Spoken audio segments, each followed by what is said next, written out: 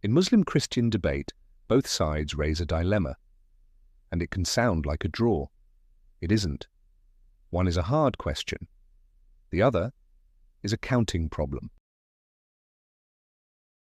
The Qur'an says, "Let the people of the Injeel judge by what God revealed in it." A clear command. But Muslims also say, the gospel we have today has been altered over time. So the question appears, how can people be told to follow what is no longer preserved? But this assumes something modern, that Scripture is primarily a book. In 7th century Arabia, it wasn't. No printing press, no personal copies, no widespread translations.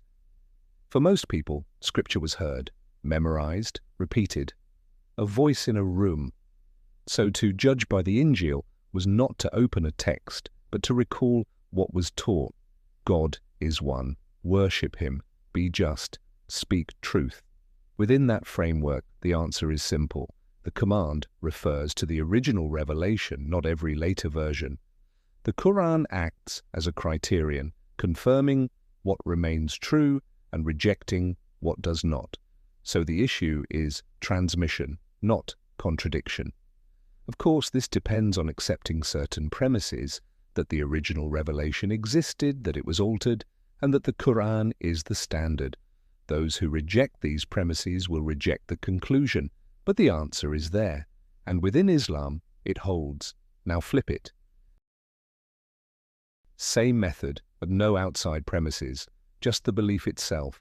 Christians say the Father is God, the Son is God, the Spirit is God, 3 persons, 1 God.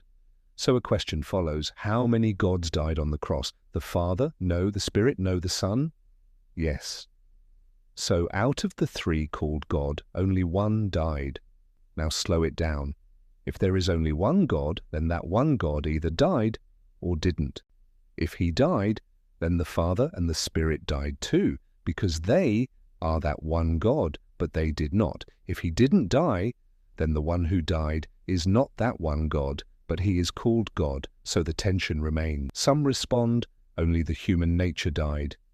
But the question was never about nature, it was about the ones described as God. And the question stays the same, how many of them died?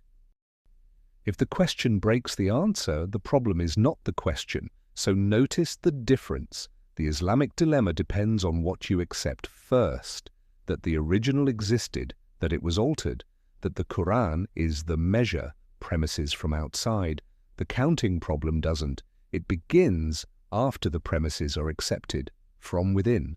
No second book, no added assumptions, just a simple question. Did God die? Every answer shifts the problem, but doesn't resolve it. Christians themselves often call it a mystery, which is an answer, but not a solution. Both questions are real, both deserve serious thought, but there is a difference between a debate and a contradiction inside the belief itself. One is more of a debate, the other is a counting problem.